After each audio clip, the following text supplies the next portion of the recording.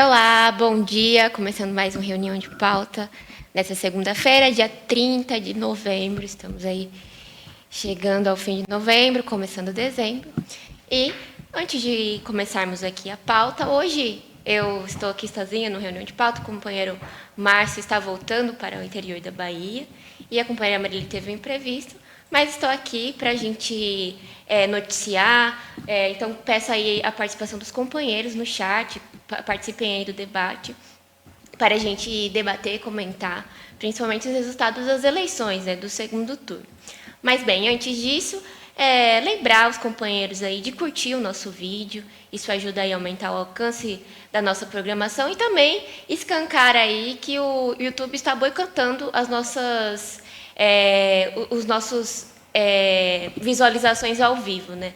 Porque todo mundo participando aí do chat, curtindo, mas a visualização está baixa. Então, contribua aí, deixe a sua curtida.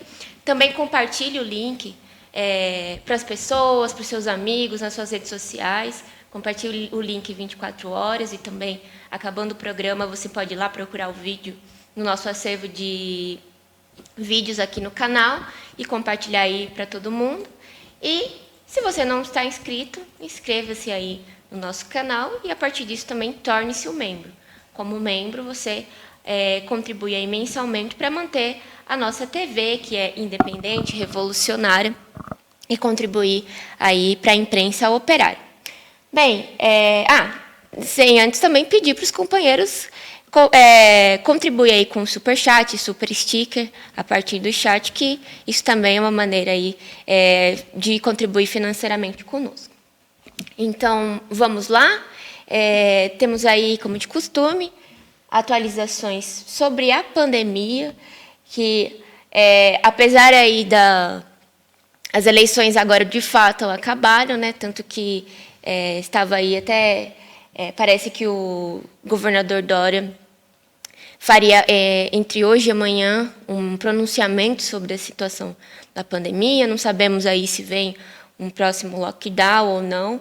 Os conselheiros do Dória estão alertando, né, dada aí a gravidade nos hospitais em relação às internações, que estão aumentando muito. Esses conselheiros estavam aí avisando que seria necessário voltar a uma fase de isolamento, voltar a regredir as fases da quarentena, para impor aí mais um isolamento social para tentar ajudar a diminuir os casos. Nós aqui hoje, como toda segunda-feira, né, a gente sempre destaca, né, temos um número um pouco mais baixo em relação ao número de mortes diárias que a gente tem apresentado. Nas 24 horas foram registradas apenas 261 mortes, somando aí 172.848 óbitos. Mas a gente sempre lembra, né, esse número ele é muito baixo na segunda-feira, porque deve ter aí toda uma dificuldade de registrar as mortes durante o fim de semana. Não significa que, de fato, esteja aí tendo uma melhora em relação aos números da pandemia. Os casos confirmados também são mais baixos do que nos outros dias. Nas últimas 24 horas foram registradas 23.496 novos casos. Somando, então, aqui no Brasil, nós temos 6.313.656 brasileiros que já tiveram ou estão com o novo coronavírus. Bem, São Paulo, é importante destacar aqui o número daqui do estado de São Paulo, já que é o estado mais rico, né, o estado que teria mais condição de não chegar a esses números, mas aí é o estado mais crítico, inclusive aí, mais crítico do que muitos países no mundo todo. Tanto que se São Paulo fosse um país, ele estaria aí na 10ª posição no ranking mundial com mais contaminados e mortes. Então, aqui em São Paulo nós registramos 42 mil óbitos e temos 1.240.000 casos de coronavírus. E é aqui em São Paulo mesmo também que nós temos aí essa alerta do número de contaminados, do número de internações aumentando muito aí nos hospitais. Tanto os privados, os hospitais particulares foram os primeiros a alertar a situação, mas agora também os hospitais públicos estão aí já destacando o aumento de internações. E, bom, uma notícia que eu gostaria que eu vi aqui no portal UOL, gostaria de destacar, porque assim, a gente até agora não tem uma política de testes. Simplesmente, se no começo da pandemia, né, e no decorrer da primeira onda, não teve nenhuma preocupação com os testes, agora, então, só apenas com muita luta aí dos trabalhadores, uma luta organizada aí para numa solução da pandemia e pedir aí os testes. E aí um caso que mostra como é muito perigoso uma falta de política de testagens é um caso de uma jovem de Curitiba que ela estava contaminada, né, não sabia, não conseguiu fazer o teste e ela contaminou 18 familiares, dos quais aí 3 chegaram a falecer.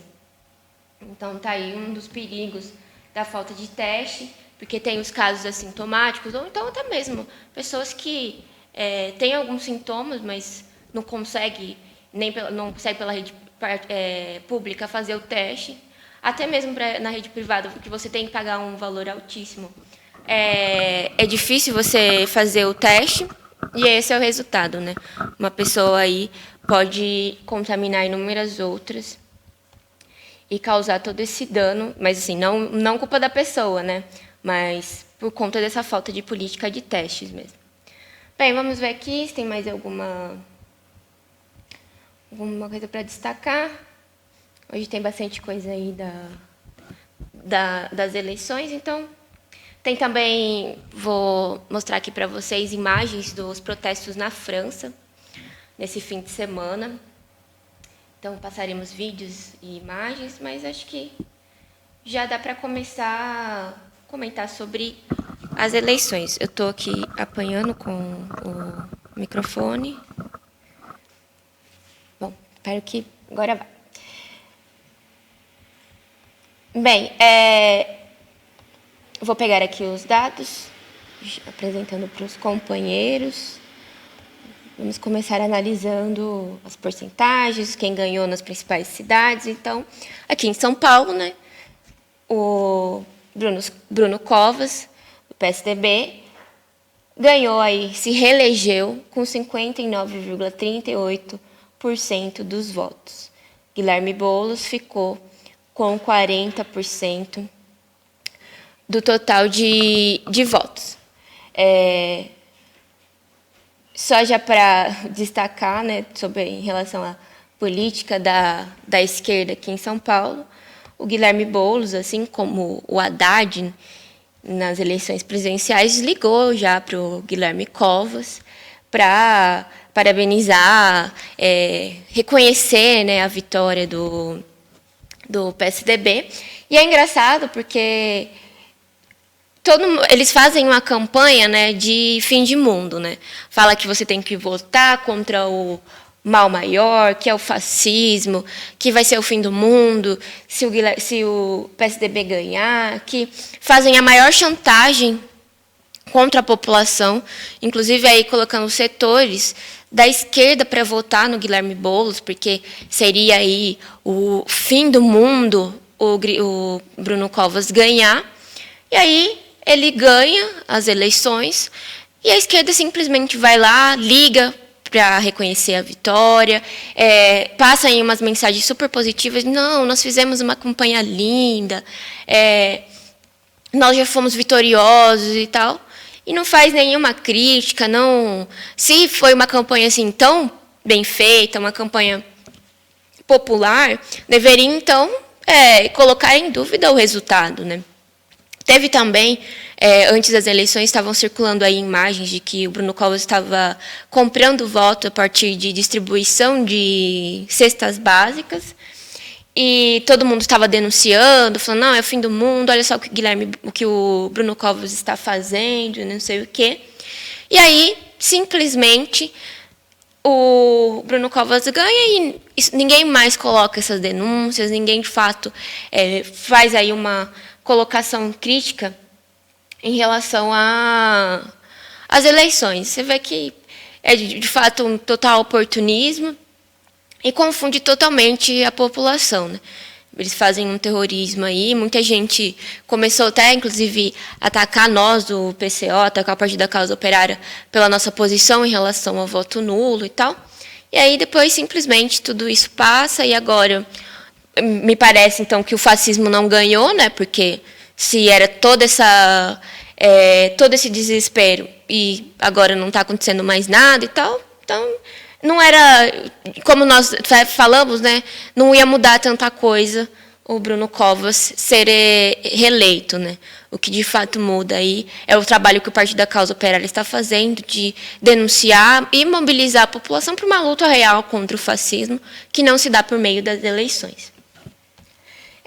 Então, São Paulo, temos isso a princípio, né? Claro que, lembrando aí os companheiros que nós, aqui do Partido da Causa Operária, nossa imprensa, vamos analisando os acontecimentos das eleições. Então, continue acompanhando a Causa Operária TV, o Diário Causa Operária terá notícias e denúncias relacionadas a isso, e até mesmo, né, as análises com o companheiro Rui Costa Pimenta.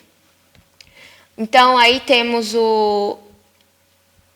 só para concluir aqui, São Paulo, em relação aos números, brancos foram 273 mil votos brancos, nulos 607 mil, 9,76%, e válidos 5.337.230, 85%. Destacar, né, o número de nulos e brancos, e que demonstra aí, foi o maior em relação às últimas eleições, demonstra também o total desinteresse da população de participar das eleições de fato. Muitos não acreditam mesmo que vá mudar alguma coisa, muitos não se sentem representados por apenas esses dois candidatos, e, de fato, é válido que as pessoas que não são de acordo com as eleições, não estão de acordo com o regime, não votem, né? Não tem esse desespero de fim de mundo, que você tem que escolher entre um e o outro.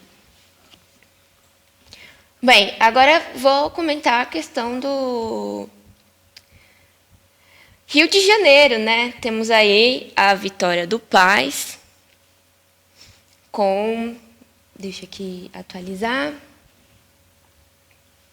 Eduardo Paes venceu aí com 64,7% dos votos válidos, e o Crivella teve aí a menor votação de um prefeito em segundo turno, com 35% dos votos. Aí vocês pensam, né?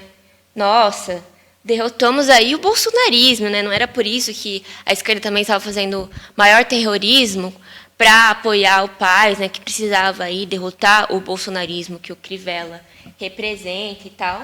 Aí vocês pensam, né, não, foi mesmo uma boa escolha ter defendido aí a candidatura de Paes e tal. Só que aí, ontem, na declaração, lá no discurso pós-vitória do Paes, ele defendeu parceria com o Bolsonaro para combater a Covid no Rio de Janeiro. E aí vocês veem, né, que não tem nada disso de derrota do bolsonarismo. Esses partidos do centro, eles estão ainda muito ligados ao bolsonarismo, e o DEM, o Paes, que é do DEM, o partido aí do Rodrigo Maia, que está sentado no impeachment, em inúmeros impeachments, dezenas, né, de impeachments do Bolsonaro, estava aí do lado também do seu companheiro de partido, lembrando que esse partido é o partido da ditadura militar. Então, ele declarou aí, né, que contaria com a ajuda, que ele teria certeza que o Flávio Bolsonaro, filho aí do presidente, ajudaria aí nas articulações para combater a pandemia. Só que, além, né, de eles estarem aí apelando para o bolsonarismo, É importante destacar que o Bolsonaro não tem interesse nenhum em combater a pandemia. É ele mesmo que faz declarações de que seria apenas uma gripezinha. Ele mesmo é um dos principais responsáveis pelos números de morte que nós temos no Brasil, por todo aí o descaso e a falta de uma política séria para combater a pandemia. Então, o Paes, além de se juntar com uma pessoa, com um setor aí do golpismo que não está nem um pouco interessado em combater a pandemia, só mostra que não existe essa de ter votado no DEM para combater o bolsonarismo, né?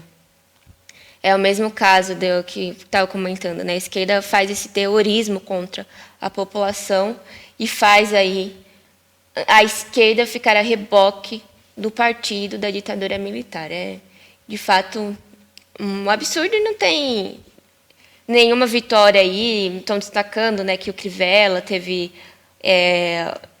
a menor votação, etc. e tal, mas, na verdade, aí, esses partidos do centro, agora junto ao bolsonarismo, é tão ruim quanto o Crivella. Mais uma capital para destacar é a caso de Porto Alegre, né? Manuela Dávila não ganhou, perdeu aí para o Sebastião Melo, que ficou com 54,63% dos votos válidos, e ela com 45,37% dos votos válidos. E é outra atitude da esquerda após eleições a se destacar. Ela também falou aí que o candidato tinha ganhado democraticamente, então estava resolvido, né? Ela também não faz nenhuma crítica ao resultado, sendo que muitas vezes estava parecendo aí que a Manuela Dávila poderia ganhar. Em algumas pesquisas apareceu ela até com intenção de voto maior do que Sebastião Melo, do MDB e tal. E aí também destacou, né, que a campanha dela era popular, tinha apoio aí da população, não sei o quê. Aí simplesmente perde e não faz nenhuma crítica em relação a isso. Pelo contrário, além de não fazer nenhuma crítica, vai lá e fala, não, tudo foi feito aí democraticamente, então vou aceitar aí a vitória. E é assim mesmo, né? O fascismo, a luta pelo fascismo também, né, não é alcançada e a esquerda simplesmente abre mão aí, como a gente já tinha colocado, né? A esquerda eleitoreira aí não coloca em discussão mesmo um modo definitivo para derrotar a direita, derrotar aí o fascismo. E, por último, vou destacar a questão dos resultados das eleições em Recife, outro lugar aí também bem polêmico. O João Campos, do PSB,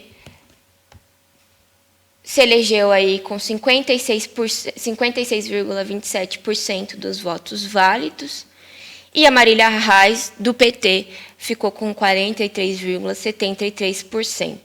Eu não vi ainda se ela fez alguma declaração e tal, até porque lá as eleições tinham mais um caráter mesmo de disputa, né, entre um partido popular e um partido... Enfim, tinha um caráter mesmo de disputa eleitoral. A Marília Reis estava mais indo para cima mesmo do adversário. Então, talvez ela... Não sei, né? Não vi ainda se ela já ligou para o João Campos para desejar aí uma boa... parabenizar a vitória e tal, reconhecer a vitória dele. E lá tem também muitas denúncias que teve compras de votos em boca de urna e tal. Então, tem que ver se o PT, se a Marília Reis, que mostrou aí ser mais combativa durante as eleições, vai denunciar aí mais fazer aí uma crítica em relação ao processo eleitoral e tal. A campanha dela que aparecia aí que teria empate, ou também estava algumas pesquisas até aí falando da vitória da Marília Reis. E aí a gente vê que foi uma diferença grande até, né? Entre ela ficou com 43% e o João Campos 56%. Tem que mesmo discutir, né? Porque a Marília Reis representa aí o PT, um partido muito popular, de fato, ela estava com uma campanha bem forte em Recife. E temos que, de fato, criticar e colocar em debate as eleições. Bem, acho que é isso, companheiros, um balanço das principais cidades, onde nós tivemos aí as principais disputas. E só já para comentar um pouco sobre o tema principal, né? A imprensa aí burguesa não precisa nem ser muito revolucionário, nem precisa aí estar acompanhando completamente a política do PCO para entender, para ver claramente qual que é a articulação da Frente Ampla contra o PT. Né? O PT não ganhou nenhuma capital, nenhuma prefeitura aí de capital, algo que não acontecia desde o fim da ditadura. Então, o PT perdeu aí totalmente as capitais e mostra qual que é o que está acontecendo de fato o que aconteceu de fato nessas eleições e também eles se preparando aí, a direita golpista, o centro aí se preparando para as eleições de 2022, que é excluir totalmente o PT. Eles conseguiram, né, fazer isso com as eleições municipais e importante destacar a participação da esquerda nesse processo de isolamento do PT, porque a gente sabe aí que essas candidaturas do PSOL, essas candidaturas de outros partidos dito de esquerda, né, foram aí usadas apenas para, de fato, descartar o PT. Nós vimos isso aqui acontecer claramente em São Paulo, onde aí Boulos foi lançado como um líder popular e tal. No fim, eles acabam não ganhando as eleições, algo que o Partido da Causa Operária até já analisava aqui. Eles não ganham as eleições e isolam totalmente o PT e fortalecem os golpistas, os partidos golpistas. Então, inclusive estão falando aí, né, a imprensa tenta dar uma equilibrada no discurso de que o bolsonarismo teria perdido também. Mas, como até já dá para usar como exemplo a vitória do Paes, o bolsonarismo não perdeu, não, porque se a campanha era toda que o Paes tinha que ganhar para derrotar o Crivella, que representava o bolsonarismo. Aí ele vai lá, o Paes, pós-vitória no discurso, já declara que vai continuar com acordos com o Bolsonaro, vai tentar aí fazer um governo de articulação junto com ele. Então, nem isso era verdade. Né? Então, a esquerda, de fato, sai perdendo muito, perdendo a questão do PT, enfraquece muito, a articulação, né, para isolar o PT enfraquece muito a esquerda e o bolsonarismo está aí, forte como nunca. E a gente já vê, vou destacar uma notícia aqui do UOL, em que a gente já vê aí uma articulação para lançar o Dória como candidato à presidência em 2022. Então, essa política aí de votar no menos pior que nós estamos vendo, que nós vimos acontecer nas eleições municipais, pode facilmente acontecer nas eleições presidenciais, onde se tiver uma disputa entre o Dória e o Bolsonaro, né, que o Bolsonaro é aí o pior do mundo, o capetão, aí vão fazer a esquerda apoiar uma candidatura como a de Dória. E isolar o PT é justamente para conseguir fazer essa manobra. Deixa aqui só... Cadê a parte notícia que eu gostaria de destacar?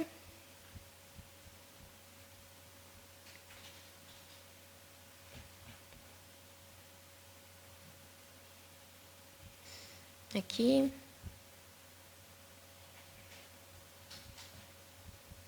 Essa política nós temos discutido muito aqui na nossa imprensa, no partido, a política do mal menor.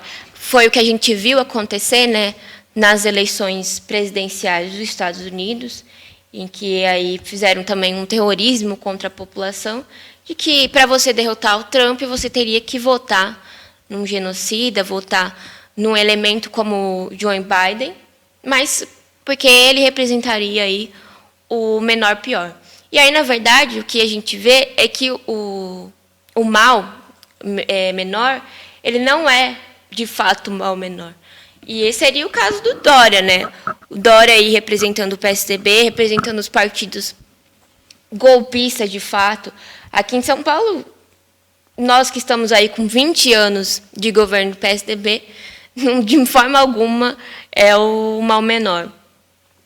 O PSDB causa um desastre aqui no Estado, não é à toa, que é onde nós temos a situação mais grave da pandemia, mas aí eles vão apresentar, né, que o Dória, esse direitista educado, né, ele tem mais cuidado para falar as coisas e tal, ele seria aí melhor do que o escrachado do Bolsonaro. O Bolsonaro é um genocida, deixou todo mundo morrer na pandemia, né? E aí colocar a esquerda a reboque de um candidato como o Dória. Eu estou tendo aqui dificuldade com a matéria.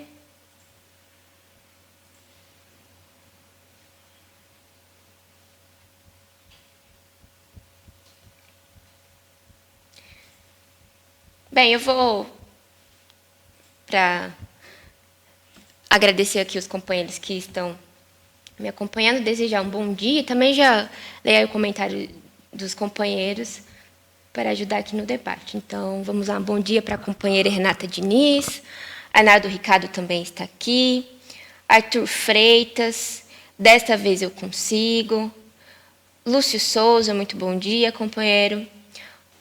O perfil também ao vivo está aqui, Ana Matos, Valdemir Antônio Valdemir,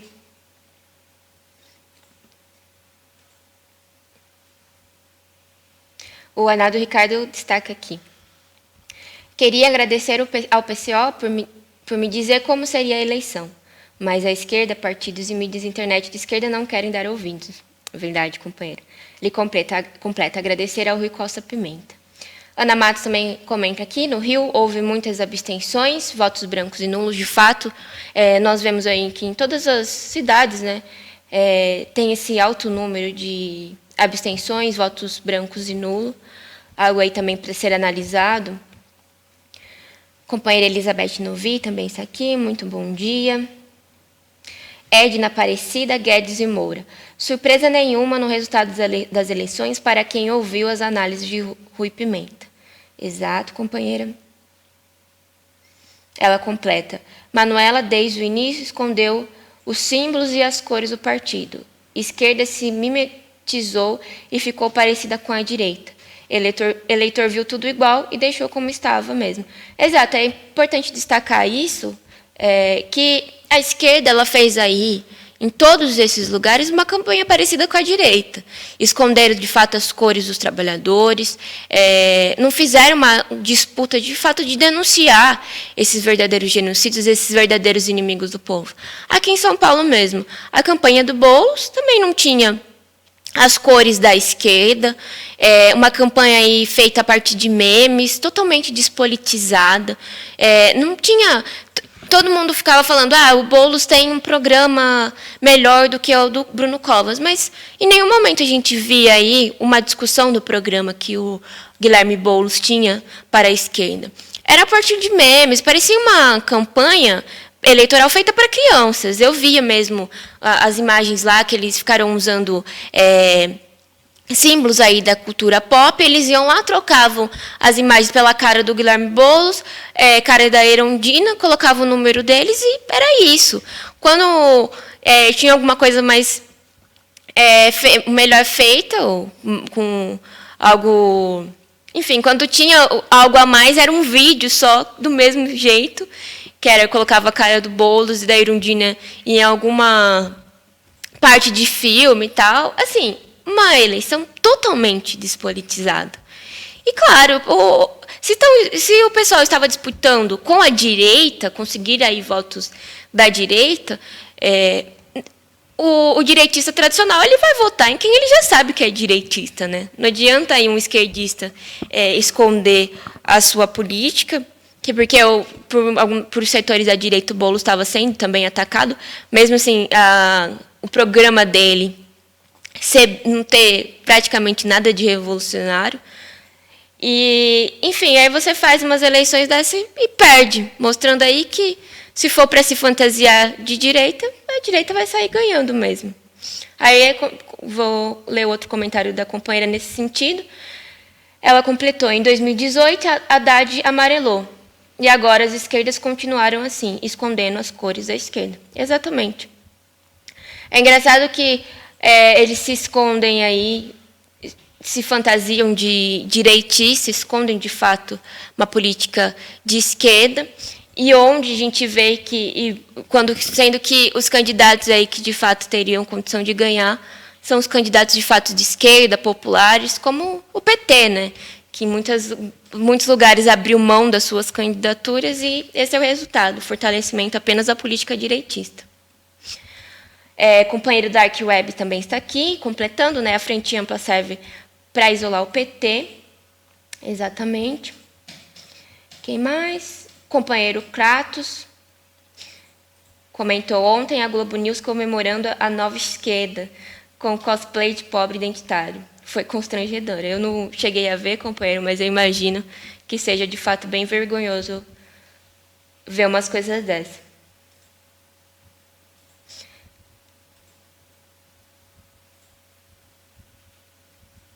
Exatamente, o companheiro Dark Web completa, né, que no Recife apelaram para o antipetismo, teve muita fake news contra a Marília, eleição fraudada, igual 2018. Exato, lá de fato teve muita aí campanha direitista contra a Marília. Agora, eu não sei se foi lá no Recife, em Recife, que também tinha uma campanha fortíssima da direita, uma campanha anticomunista.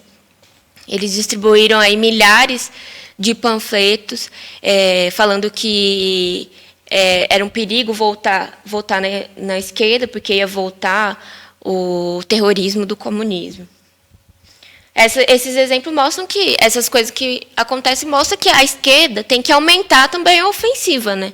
Se a direita aí está atacando com tanta força o PT, a esquerda precisa fortalecer a sua campanha com o que de fato é popular. Bem, eu falei já bastante também, né, falei sem parar aqui, mas eu gostaria de destacar os acontecimentos na França. Lá estão tendo protestos contra a segurança global, que seria aí uma lei que proibiria a divulgação não autorizada de imagens da polícia feitas por jornalistas e cidadãos. A lei aí inclui um dos artigos punição com 1 ano de prisão e multa de 45 mil euros a publicações mal intencionadas feitas de imagens das forças policiais. Na lei também fala aí que, quando tiver ação da polícia, a imprensa e os jornalistas precisam obedecer às ordens dos policiais de não filmar, né, de não acompanharem aí a ação policial. Bem, essa lei é colocada aí após também a morte violenta de um rapaz negro, que gerou muitas manifestações no país, e inclusive também os imigrantes estão aí se manifestando fortemente contra a violência policial contra os imigrantes, e tem toda aí uma forte onda de revolta contra essa situação, e aí essa lei veio ainda para atiçar mais a revolta popular, que, na verdade, é uma revolta generalizada, né, contra o governo Macron, contra a política genocida que eles também tiveram lá na França.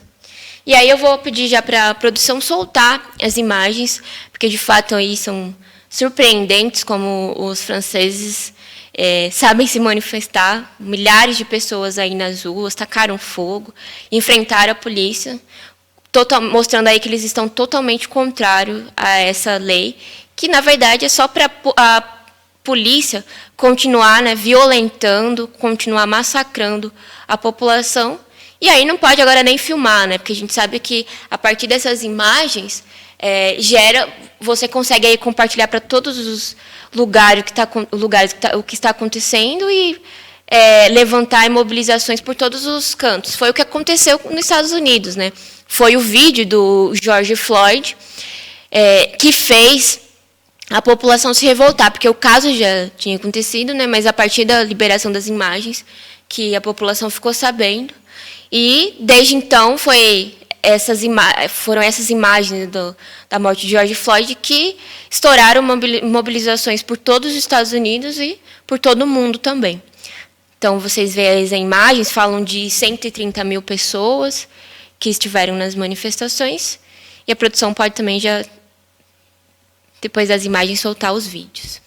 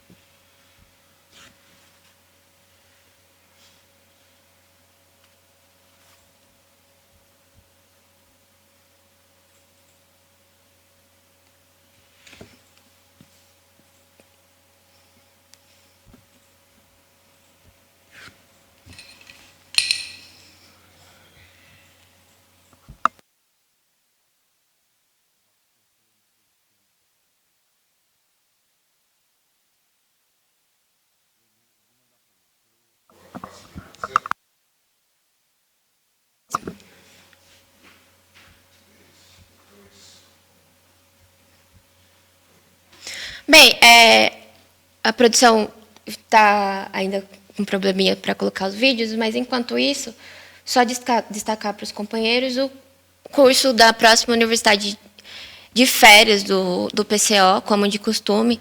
O partido realiza 2 vezes por ano um curso de teoria marxista com um tempo maior. A gente, esse ano, por conta aí, da pandemia, nós não estaremos num local físico, como de costume em todas as universidades de férias. Então, a universidade será diferente nessa edição. Serão realizadas as aulas durante janeiro e fevereiro, serão 2 aulas por semana durante esses meses, e o tema será sobre o Stalin e o stalinismo. Nós vamos aí, em breve, lançar um site onde os companheiros vão poder acessar e fazer a inscrição. Já temos o valor, fechado em R$100, você vai ter acesso aí todo o material de pesquisa sobre o curso e também as aulas. E aí, pelo site, você vai poder se inscrever e tal, e ficar aí atento sobre as novidades em relação ao curso. Então, continuem acompanhando aí a nossa imprensa. Vamos anunciar quando o site já estiver pronto, mas aí só para avisando os companheiros sobre o tema, um tema aí que está em discussão, né, a questão do stalinismo. No último período, nós vimos aí a discussão aparecer, né, e como é um tema muito confuso, um pouco discutido de fato dentro da esquerda, a gente vai fazer aí um curso completo, com certeza o mais completo dentro aí dos cursos relacionados sobre o tema. Então, não deixem de acompanhar.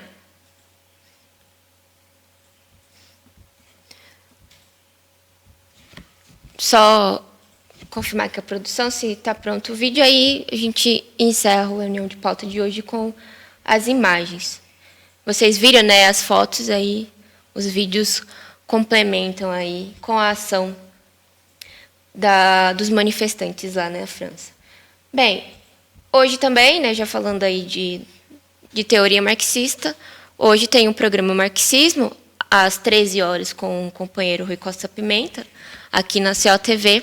Então, você também pode continuar aí ligadinho para acompanhar a programação de hoje. Terminando aqui, o Reunião de Pauta tem mais um programa sobre teoria marxista, né, que é a Universidade Marxista, com palestra aí já promovida pelos dirigentes do PCO. Então, continue acompanhando. Bem, só a produção me confirma se a gente vai conseguir passar os vídeos. Se não, amanhã também a gente pode mostrar aqui no Reunião de Pauta e até complementar com a situação da França. Bem, vamos conseguir, sim, passar os vídeos. Vou agradecer aqui o super sticker da Cecília Maria. Muito obrigada, companheiro. Agradecer todo mundo que esteve aqui no chat, participou. É um desafio maior fazer o programa sozinho, então a contribuição aí dos companheiros, comentários, ajuda bastante aqui no debate. Tanto que eu vou até destacar os comentários da companheira Elizabeth Novi. Ela acha um absurdo, né, a lei na França, que ela comenta, né, imagina a polícia vai autorizar as filmagens da sua violência, a maneira imperialista de diminuir a violência, escondendo-a. De fato, né, é uma política aí comum aos genocidas, aos inimigos do povo, esconder o que está acontecendo. A gente viu isso com a pandemia, né?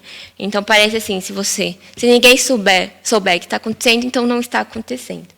Bem, os vídeos já estão prontos, pedi aí para a produção soltar para os companheiros acompanhar o que está acontecendo na França.